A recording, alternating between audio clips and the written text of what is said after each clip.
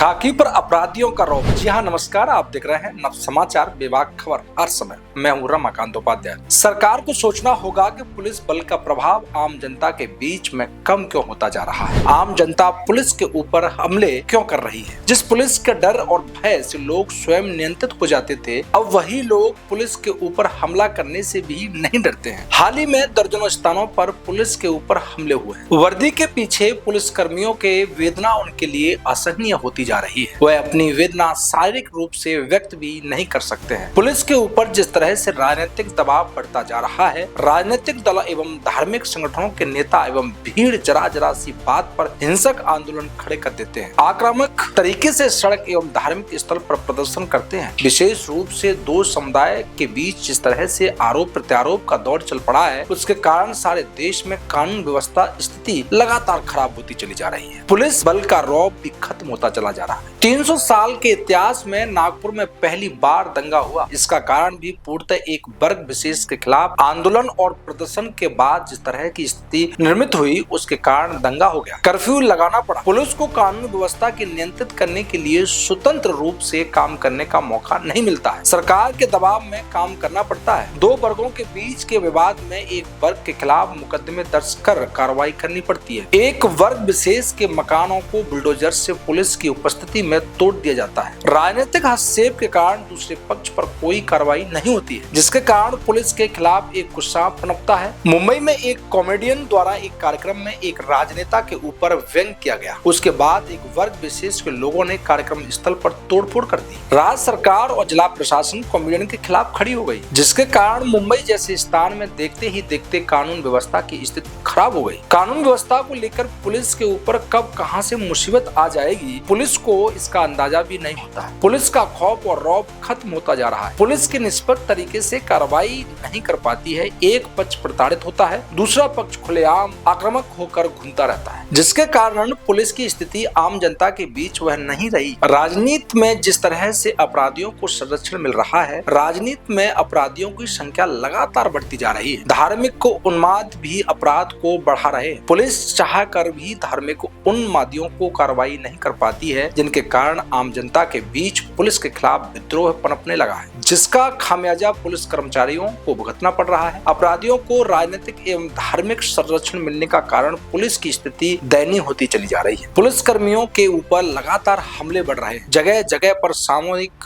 भीड़ तंत्र कानून व्यवस्था के लिए चुनौती बन रहा है। पुलिस स्वयं अपने कामकाज की जिम्मेदारी पूर्ण नहीं कर पा रही है। पुलिस बल अधिकांश मामले में भीड़ को नियंत्रित करने और नेताओं की सुरक्षा में लगा रहता है, जिसके कारण अपराधों की जांच और अपराधियों की पकड़ पाना पुलिस के लिए मुश्किल होता चला जा रहा है। पुलिस एक जांच एजेंसी है। पुलिस की उपस्थिति में लोगों के मन में सुरक्षा का भाव होता है, लेकिन यह भाव अब धीरे धीरे खत्म होता चला जा रहा है। पुलिस की मौजूदगी में लोगों को सुरक्षित महसूस नहीं करा पा रही है। भीड़ के बीच में जब पुलिस ही सुरक्षित नहीं है, ऐसी स्थिति में लोग पुलिस के ऊपर कैसे भरोसा कर पाएंगे। इसे आसानी से समझा जा सकता है। केंद्र सरकार और राज्य सरकारों को पुलिस को निष्पक्षता से काम करने की छूट देनी होगी। राजनीतिक और प्रशासनिक हस्तक्षेप खत्म करना होगा। पुलिस निष्पक्षता से कार्रवाई करेगी, तभी पुलिस का भरोसा आम जनता के बीच में बढ़ेगा। कानून व्यवस्था की स्थिति बेहतर होगी। महंगाई, बेरोजगारी, धार्मिक उन्माद, बढ़ते अपराध, नशाखोरी इत्यादि जैसी समस्या है, जिनके कारण अपराधों की संख्या निरंतर बढ़ती चली जा रही है। यह सारा दबाव पुलिस के ऊपर पड़ता है। पुलिस का रौब